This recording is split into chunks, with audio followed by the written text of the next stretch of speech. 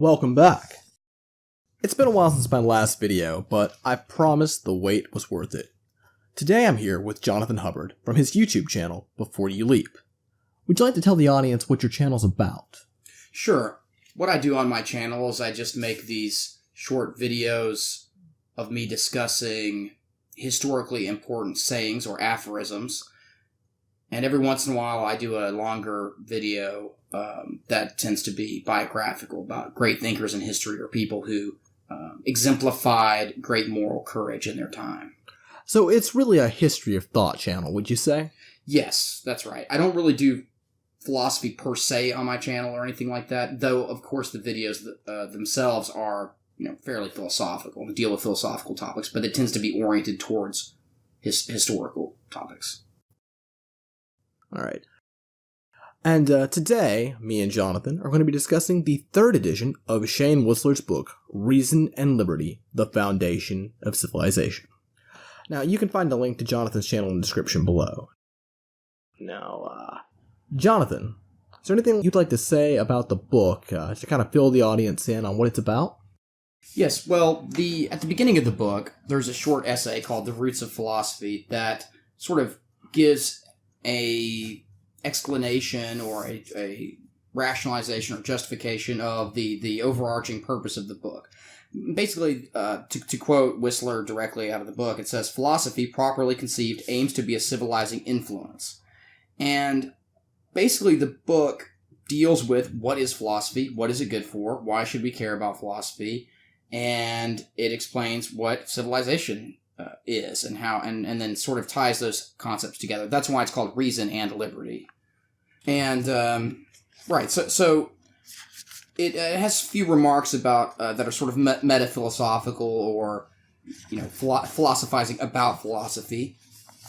One of the most important, parts of that introductory essay that I'd like to quote is, it says, "No one can escape from philosophy. So if one cannot justify one's philosophy to oneself, if the only true philosophy is that which specialists justify and understand, then under that philosophy every non-specialist is a slave, who pays for his master's arrogant stipulations with the sweat of his brow, and by his master's design cannot question that which his work pays for." So it's really important to understand that our behavior is often judged by the way that we think the world should operate or the way that we should operate. Mm-hmm. Since this falls under the domain squarely of philosophy, we need to make sure that we have philosophies that are comprehensible and understandable, or else we're going to be put in a position where the quote-unquote specialists are going to run roughshod over everybody else. Well, exactly. We won't be in control. Yeah. So that's kind of the first idea. Is this? I guess the idea of the book seems to be the attempt to create something that's very readable for the average person, but that deals with some of the deepest topics possible for philosophy. So it's meant for a lay reader. Anybody could read along with us as we do these discussions. I see.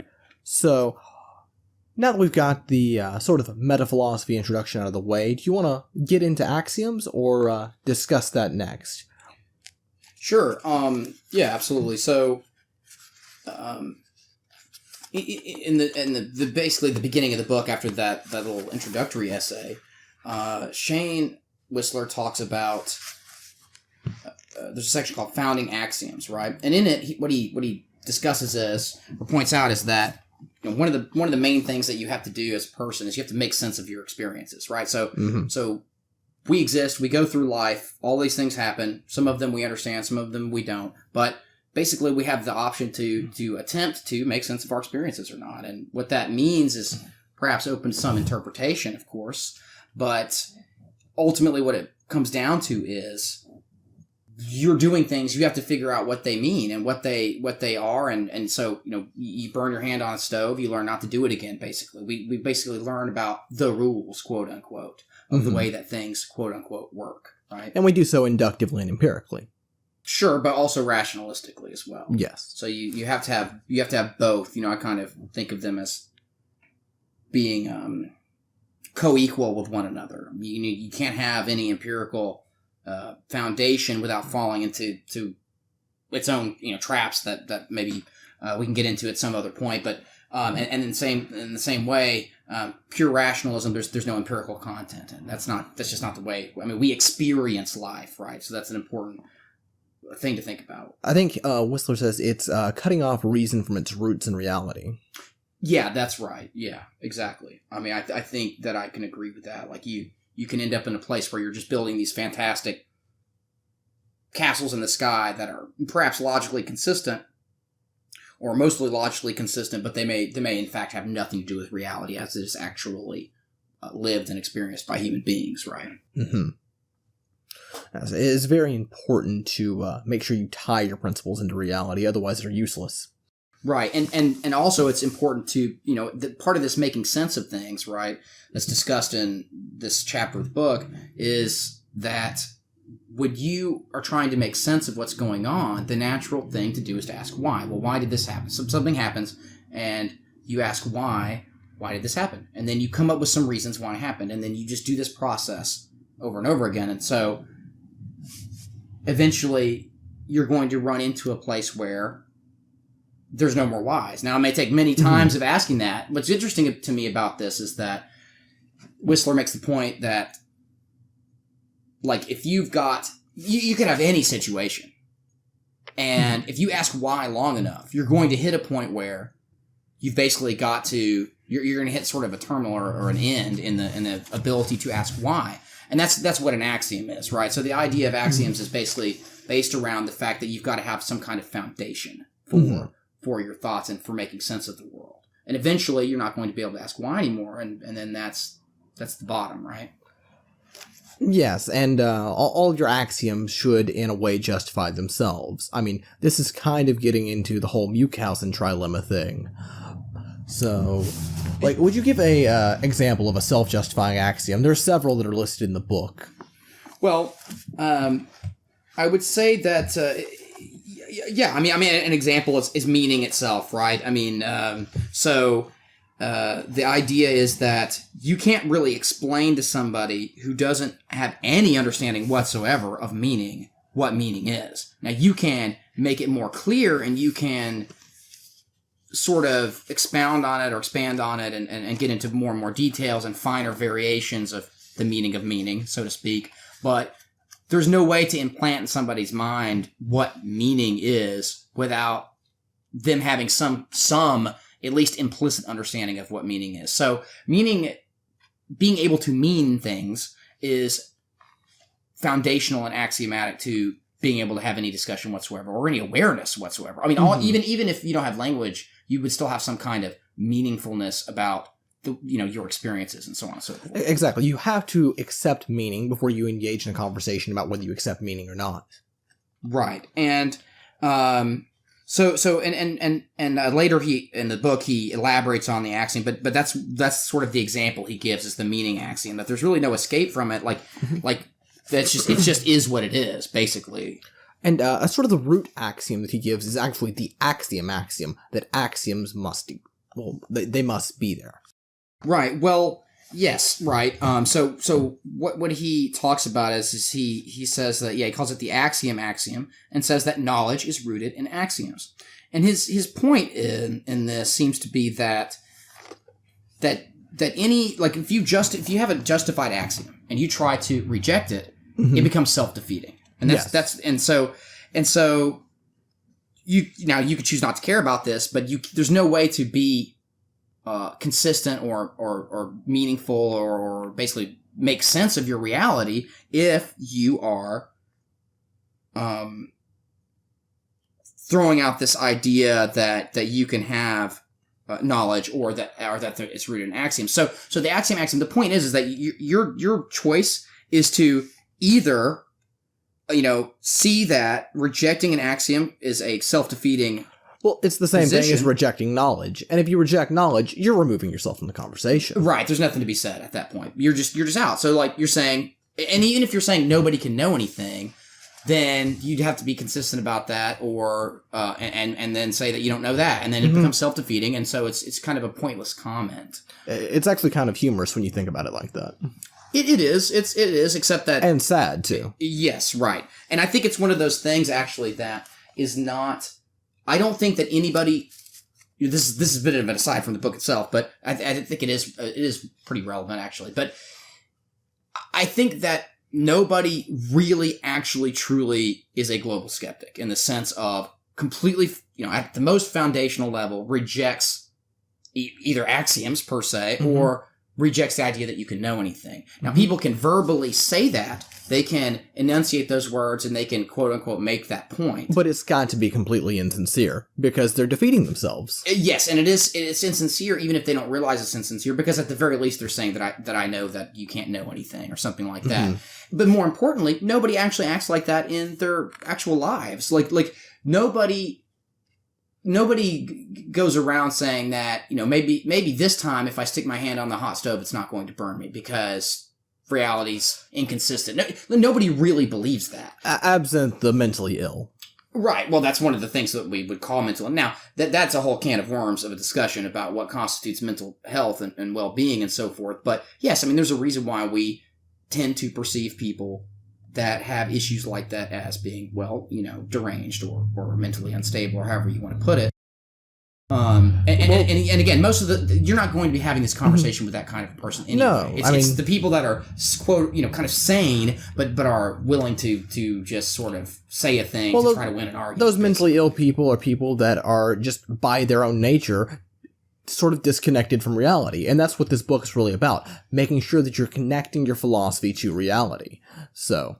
Right, you're kind of bridging the gap, and so the other point about axioms that I think is important to realize is that you eventually will have an axiom, and you just say, well, that's as far as I can go. This is what I think the bedrock is, and then you try to make sure that's the case by seeing if it's self-defeating or not. That's the kind of the test of the justification of an axiom. Or you go in some kind of circle,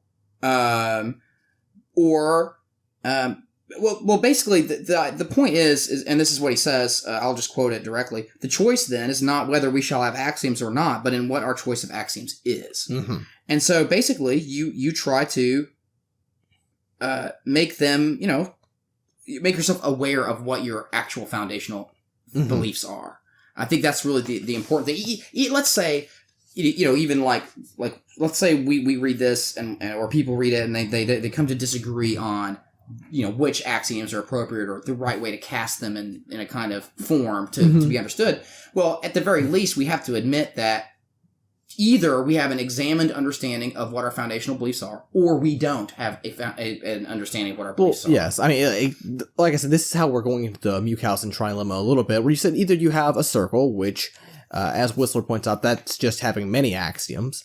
You have an axiom, which is, your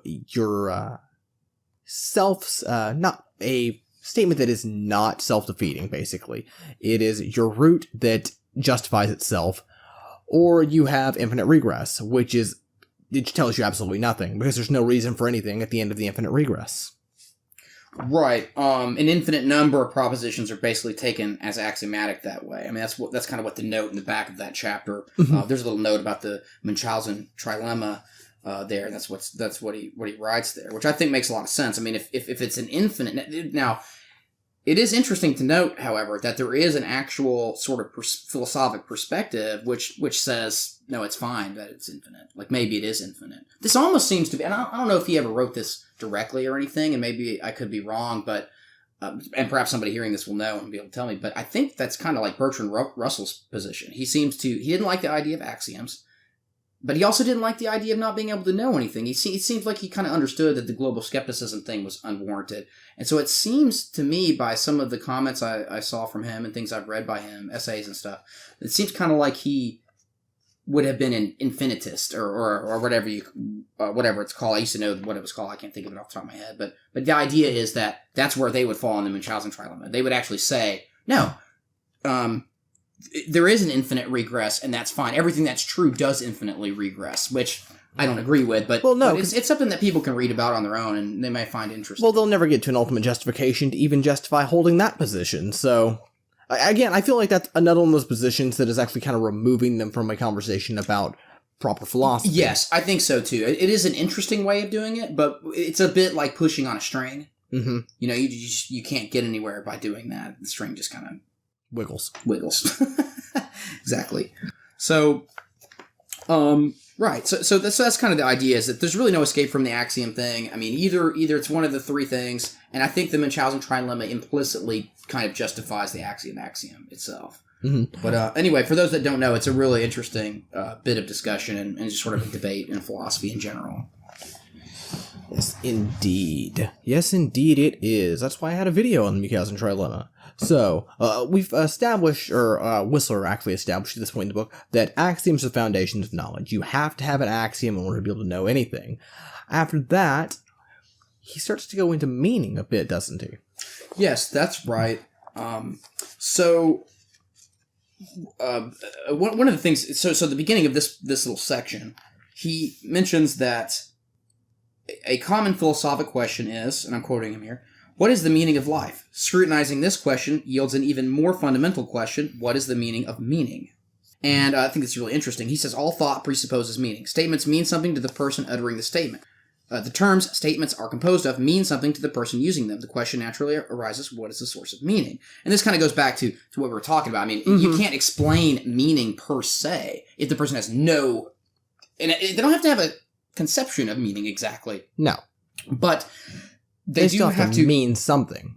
Right. They have to have the ability to interpret meanings, because otherwise how would you mean anything to them? You know, you wouldn't be able to explain anything to somebody who, you know, it'd be like talking, it would almost literally be like talking to a wall or a rock or something like that. You know, as you said earlier, meaning is an axiom. And meaning is also definite. You are going to mean what you mean. That is also axiomatic.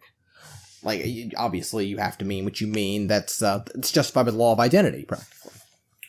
Yes, actually, that's true, and that's a really interesting part of this chapter that kind of had a big impact on me, because I think, but there's a tendency to want to view language as being something fluid or like slippery or something like that, and in a sense it is, but we still mean what we mean, though. You can't eliminate the meaning behind things. Right, because the language, the sounds themselves are not the meanings. Mm-hmm. And so that's a really profound thing that I think a lot of people do understand and recognize, but I think that sometimes it's one of those things that, you know, it's not well understood by everybody. You know, not everybody's on the same page about that. Like, it's really important to understand that when somebody says a word, they're using that word in an instrumental way in order to convey something. To convey a meaning. But the meaning and the word is not the same thing. And so the words are the tools themselves as an expression of the deeper meaning behind what's being said. You know, it's sort of a comical version of this. If you ever see, I guess, like 8th graders or 9th graders, kids that are using words, and they use this really large word in a sentence, and you can tell that that word really didn't belong there. They're still trying to convey what they actually mean, even though by, I guess, traditional language standards, that word doesn't mean what they think it means. But their meaning is still what they mean. Right. It's a different thing. You know, it's more like, yeah, right, exactly. I mean, they don't know what the word tends to mean to people, or they don't know the common usage. This is why language, there's a sort of debate that people seem to have in grammar about prescriptivism or descriptivism. Now, I tend to see things in a descriptivistic way because you're just describing how language is in fact used. And so that's just the way it is. I mean, this is why languages evolve over time. This is why people can say something they don't mean exactly. This is why, I mean, you know, so, and now, I will say on the prescriptivist side, there is a lot of value in having a consistent grammar because it helps everybody understand what is being meant more easily. And so having that overlap between the way that things are used is actually extremely crucial and for the existence of civilization, right? Because the more that our meanings are on the same page in terms of the instrumentality of the way they're expressed, that's going to increase efficiency and make things work a lot smoother for your society, right? It's actually brings up kind of a conversation I had with Whistler where he talked about language, and he described it as a tool, and ultimately the use you get out of the tool is going to be dependent on the worksman more than it depends on the tool itself. Right, exactly. This is why we have such a multiplicity of usages of language. I mean, poetry, I mean, there's millions of poems, and I don't know how many there are, but I mean, it's something like aren't there like 200,000 books published every year or something like that? I mean, it's really incredible the amount of mileage we get out of language and of using language in different ways and everything. Mm-hmm. You know? But at the root, there's still the fact that people are meaning what they are meaning. And they can even mean more than one thing with the words they use, but they still have their meanings. Oh, right. Well, dual meanings can be a thing. I mean, you can mean more than one thing simultaneously. And in fact, I think there can be meanings that are, and this is kind of getting into the realm of psychology, right? But there can be meanings that we don't completely consciously understand that we mean, right? Like we can be for example, the example of the child you used that used the word improperly. Now, they might be trying to signify some kind of higher understanding of language than they really have. In other words, they're being pretentious. So there could be something there that is being meant that they may not even be completely aware of, but that it's still there nonetheless, right? And so I a lot of psychology is about finding our sort of hidden motivations for things and the deeper recesses of our like subconscious and unconscious minds and everything like that. But the fact of the matter is that meaning is that meaning. It is what it is. I mean, it's A equals A. It's the law of identity. You know. Yeah. I mean, if we're being kind of redundant, it's because it's necessary. It's such an important thing to understand. And even if we get a little bit into the weeds on language, it's still very important. Now, you were talking about dual meanings, and I think that's a very good subject to transition over to the fact that that you have a dual meaning, but those meanings should not contradict one another. Because, as defined in the book, logic is the art of reconciling contradictions in meaning. Sure. Well, right, exactly. And that's a different domain than all of the uses of language that are possible, right? I mean, when you're doing comedy writing or talking or you're being a comedian or something, a lot of times you'll have a dual meaning. One is meant ironically, you know, or something like that for comedic effect. However, so there's an insincerity to meaning, or that can be there, that can be employed, you know, for whatever purpose. But in the realm of philosophy, when you're trying to figure out what is true and what is good, what is true and what is right, then sincerity is the major part of that journey to do that. Yeah. Because while you could be sincere and still make mistakes, if you're insincere, then you'll never get there because you're not even trying to get there. It'd be like saying, you know, I'm going to walk down the street. My goal is to go into this house down the street, but then I don't even try to go to the house. Of course, you're never going to get to the house because you're not trying to go to the house. Does that make sense? Yeah. It deals with being aware of what you're talking about. And, let's see here. I think I'm going to quote the book right here. To be aware of a subject is to have beliefs about a given subject that follow from one's experiences and that do not contradict one another. It's organizing your thoughts. That way you can actually do proper philosophy, or that way you can understand things and make it accurately reflect the world around you. Right, exactly. I mean, so it kind of goes back to that thing we said towards the beginning where it's like, nobody actually... Now, people are careless, and they do have contradictions in their thoughts and their meanings and their beliefs, of course. But in general, it behooves us simply because of the way nature has us constituted, and the way nature is constituted itself, that we be aware of this. I mean, if we really didn't think that, then there would be way more tragedy than there already is in the world. Like you would burn your house down every time you used your stove because, what if this time it doesn't actually burn the house down? Like, you know, that kind of thing. Nobody actually acts like that. So the key thing is not whether or not we do it, but whether or not we are sincere and try to do a good job of reconciling contradictions in our meaning. Now, there are some people who will just straight tell you that contradictions are fine. I don't know what to do with that kind of a person. But Exactly. It's your own responsibility to try to make sense. No one's going to make you make sense for you. And if the person isn't making sense, and because they've decided to be irrational, there's nothing you can do with them. You can just not talk to them. You can defend yourself from them if they're going to be irrational and hurt you, but that's all you can do. And, actually, something that I think is really beautiful is in this conversation, we keep saying, well, this goes back to the beginning, what we said in the beginning. This book very naturally flows from the beginning, and everything is resting on the starting arguments of metaphysics, which is why this is such an important chapter, and I believe it's the largest chapter in the book.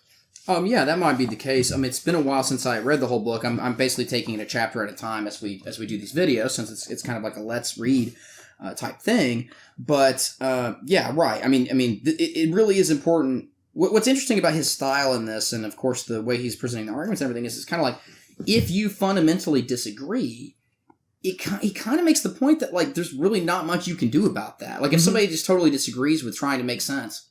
Well, what are you going to tell them? There's nothing you can tell them. All you can do is kind of, A, try not to do that yourself, because it really does behoove one to try to make sense of one's experiences to the extent one can, and B, to be aware that there are people who are like that and maybe, like, you know, try to defend yourself against it. Because the fact of the matter is, in a long enough time period, as people's power increases, and this is a really important political point about the growth of technology versus our ability to be sincere, rational, and good, right? And use it responsibly. I mean, we've got nukes all over the planet and everything, and thousands of these nuclear weapons. You really want people that make sense to be in charge of that sort of thing. You don't want people who refuse to make sense and have no sincere desire to make sense, but only maybe hunger after power or whatever it is. You don't want those kind of people in charge of such power. That's actually really good. I guess in addition to a point I had here, I like what you said better, though. I said not everyone can meaningfully join a philosophic conversation. But you really kind of expanded on that. Not everyone can meaningfully entertain or participate in many different conversations. If they don't make sense of the world around them, then there's tons of things that they're really unfit for, and we don't want them doing. Especially with the nuclear example right there. Right. One of the things that I think is really interesting is that a lot of people's views on philosophy are so separate from how they act in practice. I mean, I know I don't want to continue to harp on this point, but it's just so important, and especially recently, I've just been thinking more and more about this. It really blows my mind. I mean, I made a video on polylogism a little while back, where I made the same point. I'll just go ahead and kind of repeat it here, but it's like, you don't want an engineer to make up their own mathematical system that doesn't make sense and then build bridges for us all. Like, you don't want that to be a thing. Like, that's not a good...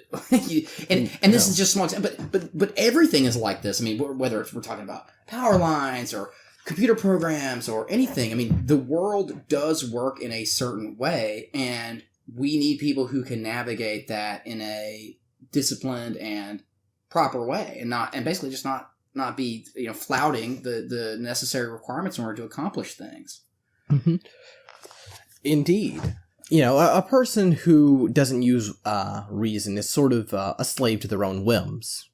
Yes, and even the person who uses reason is probably to some extent slave to their own whims. I mean, we don't completely understand the workings of the human mind, and we do know that some subconscious things go on, and that we are, we live in these... We have a tendency to sort of rationalistically think of our minds as being separate from the body or something above the body or something like that. And I don't think that's really the case. I think we are an embodied intelligence. In other words, we live with this fleshy, like this us fleshy meat thing. sacks. What's that? I said us meat sacks. Yeah, exactly. We're meat sacks, and when our brains are embodied in there. So in other words, the point is that we have impulses and drives and everything that nature has kind of implanted in us. And so even at our best, we are not going to be perfectly, reasonable or rational. I mean, I'm not even sure what such a person would look like, but I do think that there can be degrees of this, and that what we ought to do. The first ought, the most foundational one, is that we ought to try to make sense of our experiences to the best we can, because it will make a better world. Ought to be reasonable. We ought to be reasonable, right? And actually, not because it will make a better world, although that's the incidental effect of it. We just should, because to say that we should not try to make sense of our experiences is just now you've evicted yourself from the conversation, like we've talked about at the beginning. So really, there's no disconnection between the whole trying to figure out what's true and the ought thing. Now, that's something that he gets into. Now, I know in a later chapter. So I guess maybe we should refocus back to the metaphysics thing. We should, but I do want to add one little thing right here, and that's that Whistler does say that overly skeptical positions can be very useful, and that they preclude people without good sense from conversations. Right. Well, it's one of those things where I do think being open-minded is important. I think that considering the idea that perhaps contradictions can exist or something can be useful. I mean, there's no harm in thinking about things or using our imaginations to consider how things might or might not be. But at the end of the day, I think we have to be very honest with ourselves about what we are doing when we are doing that. It's the mark of a wise man to be able to entertain an idea without accepting it. Right, and that's very important. I mean, there's nothing, that should lead to any kind of dogma about the foundationalist position. It's merely just saying that you've got to have some kind of foundation. It's there. Mm-hmm. It's inescapable, really. So, we've managed to get a bit out of metaphysics, but if you wanted to redirect it back to metaphysics, is there a point you want to really harp on right quick? Well, I think an important thing, because I found this to be a really interesting point in the chapter, where Whistler talks about the total skeptic. He mentions this a little bit, and we've already talked about that aside from the book, but I wanted to go directly to the book since that's what we're trying to focus on here. You're going to go into the solipsis bit? Or Yes, there's a little bit about solipsism, and actually it's funny you say that because I wrote a note that says solipsism in the margin, because that's directly what he's talking about. I don't even think he actually uses the term, but that's what he talks about. Anyway, he has this some parts where he says that this breed of skeptic claims certainty of his own self-awareness while casting doubt on every other kind of awareness, and not just his own awareness of things other than himself, but of others' awareness as well. He claims he has no reason to believe that anything outside himself exists. To him, there is only his mind and phenomenon, which, as far as he claims to be able to discern, inflicts itself upon him without rationally discernible cause. Therefore, any arguments or claims he makes about these things are, by his own words, rationally unfounded. They are utterly baseless. And this definitely includes any arguments he might be making about you and your beliefs, since these exist outside of the realm the skeptic knows anything about. Thus, if we are to take the skeptic's position seriously, we must remove the skeptic from any discussion of nature or things outside the realm of his own consciousness, which is to say, we should remove him from virtually all discussion. Mm-hmm. We can only hope that this will motivate him to make better use of the faculties that nature has so generously endowed him with. Again, useful in that it precludes him from the conversation. Right, and I want to go a little. I know that's extensive quoting, but this is the next paragraph is very important for this. So he's saying that the ultimate root of philosophy is trust in one's own faculty of awareness. If one cannot trust, then one can neither testify to meaning nor to knowledge. This trust is not a blind faith, but a simple recognition that one in fact sees, hears, smells, values, intends, decides, acts, etc. Those who cannot decide to trust in their basic faculty of awareness are shut out of philosophic discourse, whether by foolish choice or by tragic constitution. And so he kind of has this aside where he deals with this kind of solipsistic attitude about things, that everything that exists is kind of only in our own heads, and there's nothing external to that, and all that. Now, there's a reason why we're able to trust our own senses. And I think that Shane talks, or Mr. Whistler rather, talks about the uniformity of nature. And I believe that it would be rather difficult to even trust what we're experiencing ourselves if what we experienced constantly changed, if we went to touch the hot stove and it wasn't hot the next time around. So the uniformity of nature is very important to our ability to understand the world around us. Well, this is an interesting thing. This is where we start getting into the problem of universals, which was basically first, started to be discussed by Plato all the way back towards the beginning. But I have several different directions I could go to sort of respond to that. So Heraclitus, there's a pre-Socratic philosopher named Heraclitus, and he sort of famously pointed out that you never step in the same river twice. This might be actually a good aphorism for me to do a video on one day. But so the point of that is that the way we recognize, the objects of our awareness is, it's kind of interesting because the objects of our awareness are always in flux. And I can see why the recognition of that would lead people to sort of be very skeptical about knowledge. I mean, how can we have knowledge of anything if everything is always in flux? I mean, this is a really interesting conundrum to sit and think about. But I think what's important to notice, or sort of I don't want to call it a rebuttal exactly, but the kind of response to this that I think makes the most sense is to say that, well, yes, the universe is always in flux, our awareness is always in flux, But it seems that there is a regularity in the way that things change, and that these can be learned and discerned by us, and that really, it's not even that we have, reality in our pockets, so to speak. It's so much as we tend to find a constant conjunction between the way that things in our awareness tend to behave. In other words, if I turn the stove on, it tends to turn on. And if it doesn't turn on, if it doesn't get hot when I turn it on, then I'm going to not think, oh, well, that's just reality being weird and, reality-like. I'm going to wonder why the stove didn't turn on. And I'm going to, maybe see if my pilot light didn't get blown out or something like that, right? So that's kind of the thing there. And so when he says in this book, he's talking about universal reason and all this, he doesn't mean that reality is static or anything like that. What he's saying is that there is a regularity in the way that reality tends to change. So it's a kind of unification. The uniformity of nature, a consistency. There's no way of explaining a principle without using without using the principle of the uniformity of nature. All explanation kind of depends upon it. Right, because it's kind of interesting. Some people have had this idea, and again, some ideas I think I can disagree with and find them highly fascinating. I mean, one idea is like, what if the past changes? It's a really trippy thing to think about, but I mean, I don't think that it does. I think that is mistakes the way that things work. But it is interesting in that if that were the case, then how could you ever say anything about the future? Because the past would be constantly changing. Right. So you would not be able to predict anything ever. But there are predictions that you can make. I mean, our knowledge largely works on a predictive kind of, you test a prediction to decide whether your hypothesis is legitimate. You're running into issues with cause and effect at that point in time, and the past constantly changes. So the effects of the now are directly related to what happened in the past. So if that changed, then presumably we would never know about it because we would have changed along with it. Right. And it also, this would imply that reality doesn't change in ways that are discernible or consistent, right? And so, unless you have that idea that in place that... Which, of course, would make that irrelevant.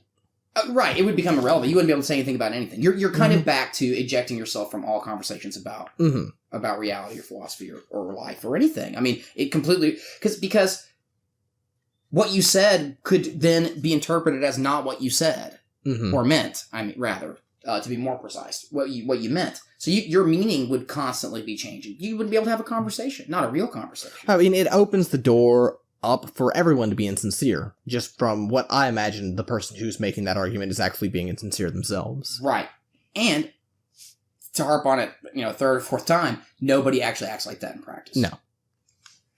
Unless they're being coy, right? Which is insincere. So that they can't be completely sincere about it. All right.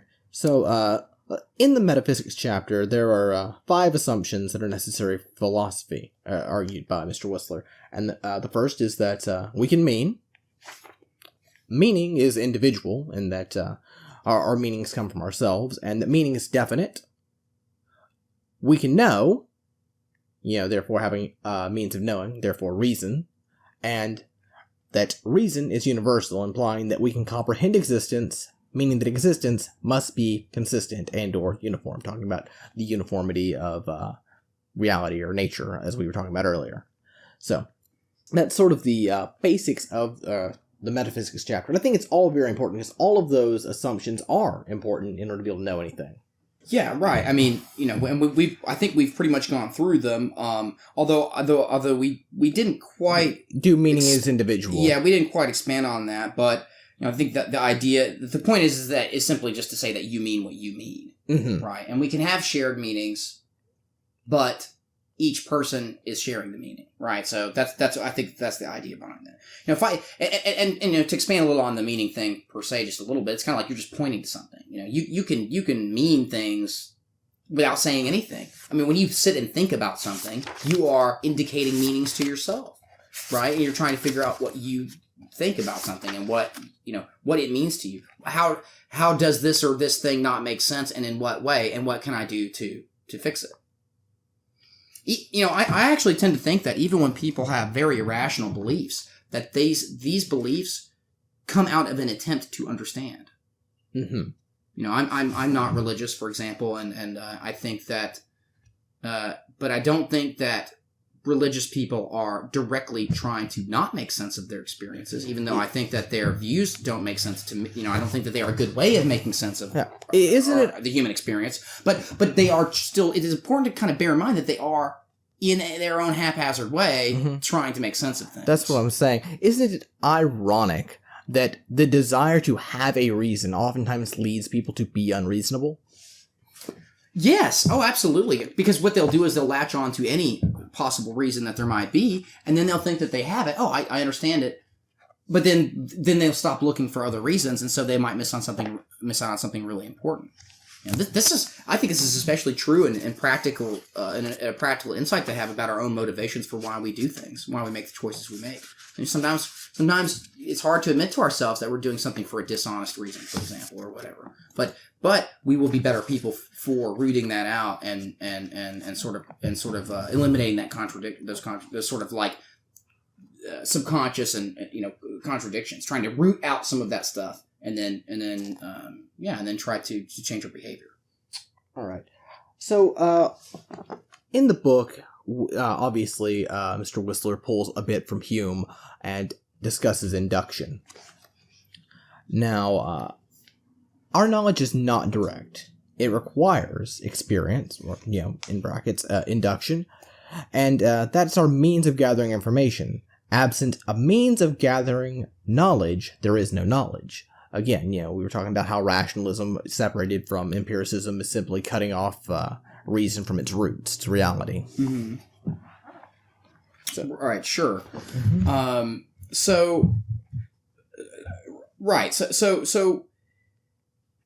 When he talks about so first of all, I highly recommend everybody read Hume's I'm sorry, I'm having trouble remembering the name of it. It's been a while since I read it. Hume's Inquiry Concerning Human Understanding. Because in it, he has a lot of really interesting remarks. It's a somewhat difficult book, but it is clear, right? He doesn't write in any kind of abstruse style. It's pretty easy to understand if you just take your time and maybe have a dictionary with you or whatever. But in it, he talks about this constant conjunction idea.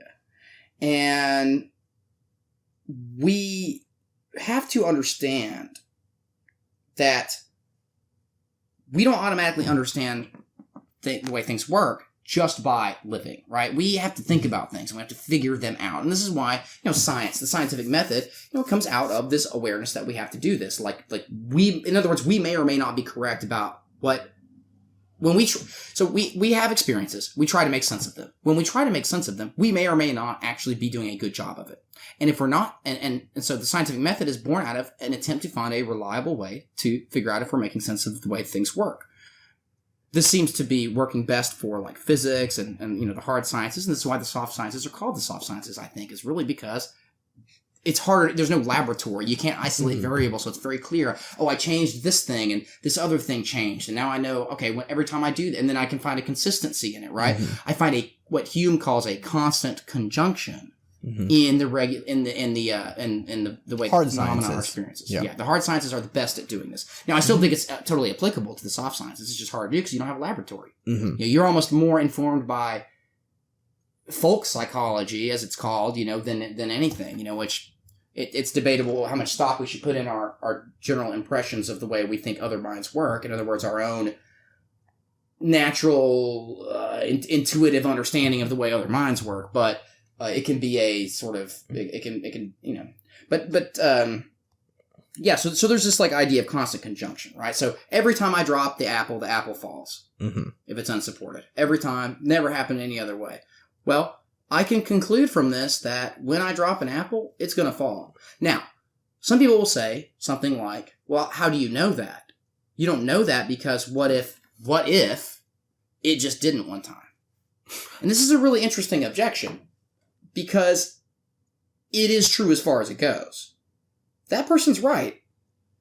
Perhaps it is conceivable that it would happen. The problem with this is that it never has happened. Mm-hmm. There's no recorded instances of it happening that are credible. And you have no so reason to believe that it would. And I have no reason to believe it would because it has never happened. Mm-hmm. And until we have...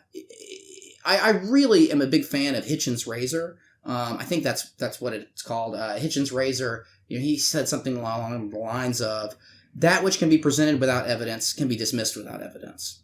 Mm-hmm. And so, sure, your idea that something might be a certain way, sure, maybe it could be true, but you have no reason for believing it because there's no evidence for it. So I have no reason to believe that it's the case when you present the argument to me. So I think we could safely just kind of cut it off with the razor, right? Mm-hmm. So when you are trying to figure out what's true and make sense of your experiences, they have to actually be experiences that are extant. And I would actually apply that to religion, which I believe is... Would you say that's where Hitchens was applying it, or...? Yeah, I think he probably mainly aimed it at religion. I don't really know Hitchens very well, though. I watched a couple of his lectures. I'm working on a video about Thomas Paine, and he has an interesting lecture about him that I watched. Honestly, that's my main knowledge of him. That and that little aphorism. Well, the book definitely discusses this, and here, let me read this little bit right here. Knowledge exists only when there is a proper link between belief and existence. This link is provided by the faculty and reason. In particular, by 1. Drawing beliefs from experience, and 2. Reconciling contradictions in meaning. The measure of reliability of our knowledge is dependent upon the degree to which we follow reason. There are no guarantees of certainty that come from any higher plane than this. Any certainty we can hope to attain is a function of our own integrity. The claim that certainty is impossible is besides the point. What is possible is for us to embrace intellectual integrity as our standard. To the extent that we fail to have integrity, we will, through natural consequences, be uncertain to that extent. Right, and it kind of goes back to the sincerity thing. I mean, if you're trying, if you're not trying to actually accomplish a thing, you are definitely not going to accomplish that thing. You might fail anyway, but you definitely will fail if you never try. Mm-hmm. As the great Michael Scott once said, you fail 100% of the shots you don't take, right? Mm-hmm. So that's kind of like the idea with that, is that and being certain in the omniscient, perfect kind of sense is not really a sane way to think about it, or a sane standard to apply, right? I don't think that you have to be perfectly certain in the sense of knowing the entire universe and all the rules or whatever, how it works, to have enough confidence in it that you can say you know something. That's what it means to know something. All right. So next, let's discuss a little fun part of the book. It's something that I really enjoy, and it's the part that he calls the twin tools of reason: presupposition and implication. Now, I'm certain you'll have quite a bit to say about that. It was actually something that was rather fun for me. Right. So one of the things that I think is really interesting is some people have this idea, and a lot of economists get accused of this, game theorists, certain sort of social scientist type thinkers get accused of this, where they kind of have a homo economicus and they assume everybody's perfectly rational or something like this. And now, I think in a lot of cases that is a straw man and it's a misunderstanding of the techniques of those fields. But I think it's really interesting that Whistler's got this little paragraph here. What he says is, intellectual integrity does not come naturally. Barbarism is the default natural state. It takes effort and discipline to become civilized. This is a congenital condition for human beings. We can only explicitly hold in our conscious awareness a few ideas at a time, whereas contradictions in meaning are often outside this narrow range of immediate awareness. It requires a force of will to reveal these tacit contradictions. The twin tools of reason, presupposition and implication, are indispensable to reconciling these contradictions and therefore to honing our intellectual integrity. In other words, the point that I get out of this, the point being, is that we have behaviors that we engage in that either help us figure out the truth or not. And we can hone these behaviors and become better at it. I don't think it's much different than, you play basketball. You get better and better at playing basketball. And there's an upper limit to how good you can get at it or get at anything. And this is true of intellectual integrity. You just get better and better at it as you make sincere efforts to do so and learn techniques. For example, identifying logical fallacies, identifying informal fallacies, reading a lot, basically, honestly, and seeing the way other people have thought about things. These are all different kinds of things. And so when he talks about the twin tools, he's saying that these tools they can't give us perfect consistency, but they can help us be perfectly committed to the practice of reconciling contradiction. Right, absolutely. So basically, you just, and in fact, he goes so far as to say that whether one is committed to intellectual integrity is the most fundamental difference between people. I mean, it's a really important thing to understand, because people are either trying to make sense of their awareness in a concerted, disciplined way, or they're not. Now, there's no complete escape from attempting to make sense from your experiences. Even the most like schizophrenic or whatever person is still trying to make sense of their experiences, such as they are. Just that their experiences are very different from a person who's not schizophrenic, right, or whatever, has a different kind of I guess than a neurotypical person. So that's kind of like. I think that's, the main, I think we've gotten through the main meat of the chapter. I think what's left is we've discussed sincerity quite a bit, and logic and sincerity actually go hand in hand. I think that's why he has them paired up together in the end. Sure. Now, what I will say is that, I guess maybe we should just mention real quickly the presupposition and implication thing. What they are specifically. Of course, presupposing means, well, actually, let me just, I'll just read the couple sentences that explain what this means precisely. Presupposition and implication start with a given idea and work in opposite directions from each other. With presupposition, we discover ideas a given idea depends on. With implication, we find the ideas that follow from or depend on it. And so those are the two tools. You try to figure out, basically you move, the way I think, it's a little weird to apply this to thinking, but I think you either move down, that's presupposition, or you move up, that's implication. So when you move down, you make a move down, you might say that, I'm sorry, I don't have an example worked out in my head exactly, but if you've got, an idea, you figure out, well, what makes this idea true? And that's presupposition. You figure out what must be presupposed for this to be the case. And then you can ask yourself further, what does this idea imply? Itself being a presupposition of the next idea, right? So this is how you create a chain of reasons that go along and, lead to a better understanding of making sense, a better understanding, that is to say, making more sense of our awareness and our experiences. Right. I agree with you. I think we've kind of got the meat of the chapter now. I think that all that's left is to give people a taste of what's going to be coming in the book, and I think the last 2 pages really give that in this book. So we're going to start at Reason and Civilization. Would you like to read that, or should I? I'll go ahead and read it. I think it would be a good thing to read this end part, because I think it really does give the best way of putting what we're going to be going into, right? That's exactly what I was thinking. For the rest of the episodes of this sort of experiment series, here. So, Reason and Civilization. The ideal of civilization is a harmony of actions of its constituent individuals. A harmony of actions does not mean that everyone acts in the way that others want them to. It means that individual action is not actively blocked by another. In other words, that human interaction is governed by consent instead of coercion. The former is an impossibility.